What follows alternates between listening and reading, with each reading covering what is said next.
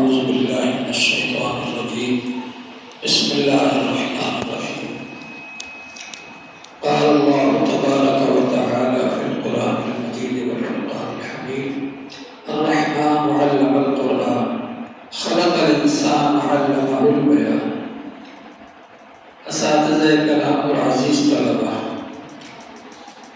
اللہ تعالیٰ کا بڑا احسان ہے، اس کا کرم ہے کہ اس نے ہمیں اور آپ کو اس مدرسے میں جمع فرما دیا۔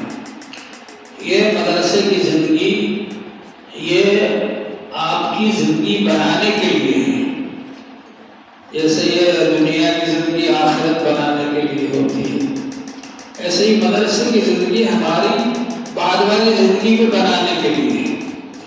مدرسے میں رہتے ہوئے آپ کو کیا سیکھنا ہے؟ فرائض کی ادائیگی، نماز کو اچھی طرح ادا کرنے والے بن جائیں، نماز میں کاہلی اور سستی نہ کریں، سبق کو اچھی طرح پڑھنے والے بن جائیں، سبق کو مطالعہ کر کے پڑھیں، تیاری کر کے پڑھیں، پہلے سے ذوق و شوق کے ساتھ گھنٹے میں حاضر ہو جائیں۔ اس کی کوشش ہو کہ ہم جو کام کر رہے ہیں اس کو اچھے طریقے پر کریں۔ بعض مدرسوں میں رہ کر کے بعض طلبہ کاہل اور سست بن جاتے ہیں۔ کسی مدرسے کے ایسے بھی طلبہ نکلے کہ جب وہ گاؤں میں گئے تو نہ تو ان کو خط لکھنا آتا، ان سے کہو خط لکھ دو، زمانے میں خط لکھواتے تھے لوگ، ٹیلی فون نہیں تھے، نہ تو خط لکھنا آتا، ان سے کہو وہی نماز پڑھا دو تو نماز پڑھانا بھی نہیں آتی، قرآن پاک بھی صحیح نہیں، ان سے کہو وہی تقریر کر دو تو تقریر کرنا بھی نہیں آتی۔ کس کام کے وہ؟ کسی کام کے نہیں۔ کہاں گئے تھے؟ کہیں نہیں۔ کیا لائے؟ کچھ نہیں، جیسے آئے تھے ویسے ہی واپس گئے۔ یہاں رہتے ہوئے آپ کو ذوق و شوق کے ساتھ محنت کرنا ہے۔ حضور پاک صلی اللہ علیہ وآلہ وسلم نے صحابہ کرام کا مزاج بنایا تھا مجاہدانہ، محنت کرنے والے، مشقت برداشت کرنے والے، سست کاہل نہیں۔ جو لوگ سست کاہل بن جاتے ہیں نا، وہ کسی کام کے نہیں رہتے۔ حضور صلی اللہ علیہ وآلہ وسلم ایک سفر میں تشریف لے گئے صحابہ کرام کی جماعت کے ساتھ، غزوے کا سفر تھا، ایک جگہ پر قیام فرمایا تو وہاں پر کھانا بنانے کے لیے سب کی ڈیوٹی لگا دی، آپ یہ کرو گے، آپ یہ کرو گے، آپ یہ کرو گے۔ اور حضور پاک صلی اللہ علیہ وآلہ وسلم خود جنگل جا کر لکڑی کاٹ کر سر پر گٹھا بنا کر لے کر تشریف لائے۔ صحابہ نے کہا اللہ کے رسول آپ نے کیوں کیا؟ ہم سے کہہ دیتے ہم لے آتے۔ کہا نہیں، مجھے بھی تو کوئی کام کرنا ہے، تو یہ مجاہدانہ زندگی ہے۔ اگر آپ چاہتے تو آپ کہتے ہاں تم لوگ لے آنا، میں تو یہاں بیٹھا ہوں۔ ایسا نہیں، بلکہ حضور پاک صلی اللہ علیہ وسلم خود تشریف لے گئے۔ صحابہ پڑھاتے بھی تھے اور جہاد بھی کرتے تھے۔ حضرت عبداللہ بن مسعود رضی اللہ عنہ اتنے بڑے عالم ہیں، اتنے بڑے عالم ہیں، ان کو علم کی کوٹھری کہا جاتا تھا۔ حضرت عمر رضی اللہ عنہ نے جب کوفہ شہر آباد کیا تو حضرت عبداللہ بن مسعود رضی اللہ عنہ کو بھیجا وہاں مفتی بنا کر، معلم بنا کر، قاضی بنا کر، اور کوفہ والوں کو خط لکھا کہ ان کے علم کا میں زیادہ محتاج تھا، میں اپنے اوپر ترجیح دے کر تمہارے پاس بھیج رہا ہوں، تم ان کے علم کی قدر کرنا۔ اتنے بڑے عالم، لیکن وہ مجاہد بھی تھے۔ جنگ بدر میں ابو جہل کو انہوں نے ختم کیا۔ تو معلوم یہ ہوگا کہ آدمی کو محنت کرنے والا، مجاہدہ کرنے والا ایسا ہونا چاہیے۔ صحابہ کرام پڑھتے بھی تھے، علم بھی حاصل کرتے تھے، پھر بعد میں انہوں نے پڑھایا بھی، مگر اس کے ساتھ ساتھ مجاہد تھے۔ حضور صلی اللہ علیہ وسلم کے زمانے میں الگ سے کوئی فوج نہیں تھی۔ وہ جو صحابہ کرام تھے، جب اعلان ہو جاتا جہاد کا، سب نکل جاتے جہاد کرنے کا۔ ہر ایک کو شوق تھا کہ ہم جہاد کرنے کے لیے جائیں۔ تو ہم میں سے ہر ایک کے اندر یہ جذبہ ہونا چاہیے خدمت کا۔ پچھلے ہفتے میں نے کہا تھا خدمت کا جذبہ ختم ہو گیا ہے۔ اب اگر کسی کو کوئی کام بتا دو رہے صاحب ابھی تو فرصت نہیں ہے، اور ابھی تو یہ ہو رہا ہے، وہ ہو رہا ہے، وہ ہو رہا ہے، مدرسے کا کوئی بھی کام ہو چھوٹا بڑا، پہلی بات تو ہے کہ اللہ کا فضل سب کام پر لوگ مقرر کرتے رہتے ہیں، لیکن اگر کبھی ضرورت آ جائے ہر طالب علم کو شوق ہونا چاہیے میں جا کر محنت کروں تاکہ مجھ کو اجر و ثواب مل جائے، میں اس کام میں آگے بڑھ جاؤں۔ تو خدمت کا جذبہ ہونا چاہیے، محنت مشقت کا مزاج ہونا چاہیے، سستی کاہلی نہیں ہونا چاہیے۔ آپ نے سنا ہوگا نا کہ 3 آدمی ایک جگہ پر لیٹے ہوئے تھے آم کے پیڑ کے نیچے، اور وہاں پر ایک آدمی آیا تو وہ لیٹے ہوئے تھے، ان میں سے ایک آدمی نے کہا بھائی وہ جو آم پڑا ہوا ہے نا وہ اٹھا کر ذرا میرے منہ میں ڈال دینا، اس کو نچوڑ دینا تاکہ میں کھا لوں پی لوں۔ تو وہ دوسرا جو تھا اس نے کہا بالکل مت دینا اس کو آم، اس لیے کل میرے منہ میں کتا منہ کر آتا اس نے بھگایا نہیں۔ بتائیے اتنا کاہل آدمی کہ وہ خود نہیں بھگا سکتا۔ تو اللہ تبارک و تعالیٰ نے ہم کو محنت کرنے والا بتایا، لقد خلقنا الانسان فی کبد، ہم نے انسان کو محنت مشقت میں پیدا کیا، محنت کرنے کی عادت ڈالی، مشقت کرنے کی عادت ڈالی۔ دوسری بات یہ کہ حضور صلی اللہ علیہ وسلم کا طریقہ یہ تھا جب جو چیز مل گئی اس کو استعمال کر لیے، جیسا کپڑا مل گیا وقت پر پہن لیا، جیسا کھانا مل گیا وقت پر کھا لیا۔ یہ نہیں کہ صاحب میں تو بہت بڑا آدمی ہوں تو میرے لیے تو اچھا سے اچھا کپڑا ہونا چاہیے، میں تو بہت بڑا آدمی ہوں میرے لیے اچھا سے اچھا کھانا ہونا چاہیے، میں تو بہت بڑا آدمی ہوں میں تو سائیکل پر نہیں بیٹھوں گا، میں تو موٹر سائیکل پر نہیں بیٹھوں گا، میرے لیے تو اچھی سے اچھی سواری ہونا چاہیے۔ ایسا کچھ نہیں، حضور پاک صلی اللہ علیہ وآلہ وسلم جیسی سواری مل جاتی بیٹھ جاتے۔ کبھی گدھا مل گیا، اس زمانے میں سائیکل تو نہیں چلتی تھی، گدھا چلتا تھا، گدھے پر بھی بیٹھ گئے، خچر پر بھی بیٹھ گئے، دلدل جو تھا وہ آپ کا خچر تھا اس پر بیٹھے آپ، اور براق پر بھی بیٹھے۔ جب معراج میں تشریف لگا اعلیٰ درجے کی سواری، اس کا قدم تا حد نظر پڑتا تھا، جہاں تک نظر جا سکتی ہے ایک ہی چھلانگ میں وہاں پہنچ جاتا تھا۔ تو معراج میں جب تشریف لے گئے تو اس پر بیٹھے آپ براق پر، تو جیسی سواری مل گئی آپ بیٹھ گئے، جیسا کپڑا مل گیا پہن لیا، اچھا کپڑا بھی پہنا ہے حضور صلی اللہ علیہ وسلم نے، اور معمولی کرنے کا کپڑا بھی پہنا ہے۔ کبھی یہ نہیں سوچا کہ میں اتنا بڑا آدمی ہوں میں معمولی درجے کا کپڑا کیوں پہنوں، اور اچھا کپڑا بھی پہنا ہے کبھی کبھی آپ نے۔ تو حضور پاک صلی اللہ علیہ وسلم کی سب سے بڑی سنت ہے۔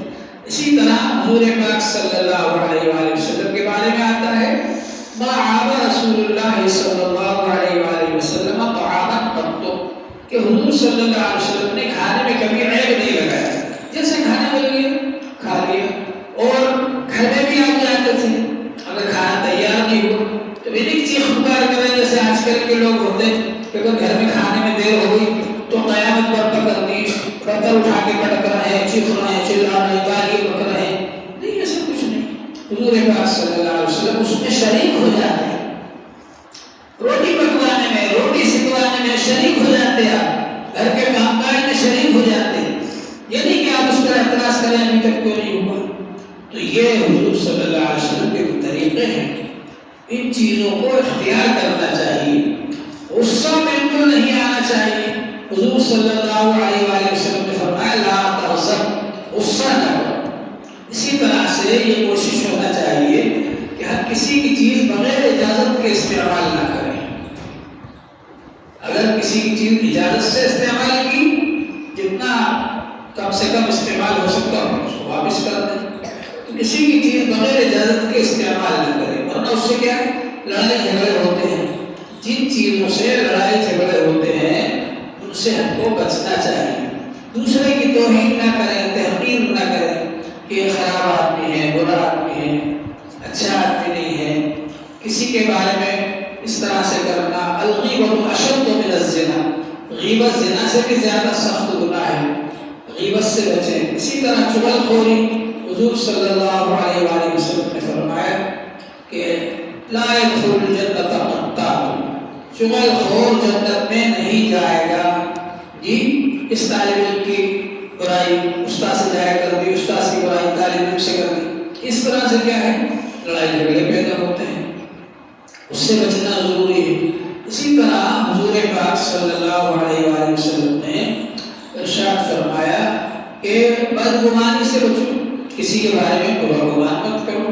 ایک آدمی تہجد پڑھنے اٹھتا ہے، دوسرا آدمی بھی گھوم رہا ہے، یہ بھی گھوم رہا ہے، تو جو تہجد پڑھنے والا ہے وہ سوچتا ہے یہ آدمی تہجد پڑھنے کے لیے ہی اٹھا ہوگا، آیا ہوگا، اور جو آدمی چوری کرنے کے لیے اٹھا ہے وہ سوچتا ہے کہ یہ بھی چوری کرنے کے لیے موقع تلاش کر رہا ہے۔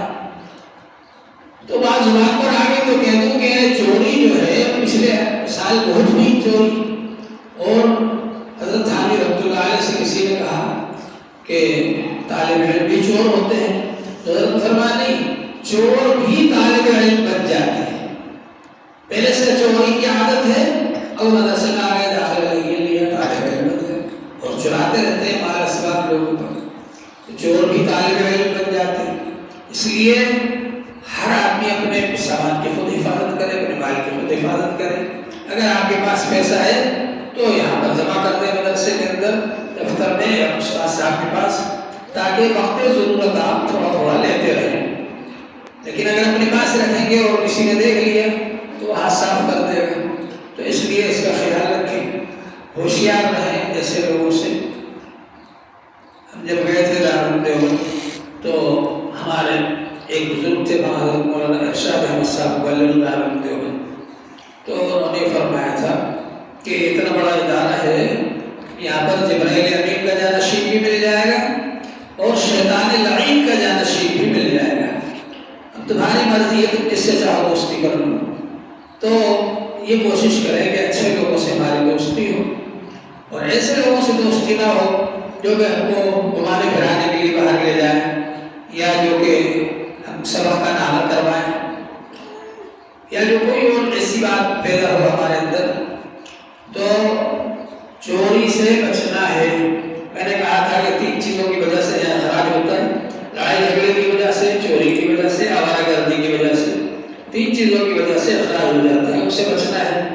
اور نماز پڑھنا ہے، فرض ہے، کوشش کریں جتنے اہتمام کے ساتھ ہو جائے، جماعت کے اہتمام کے ساتھ نماز ادا کریں۔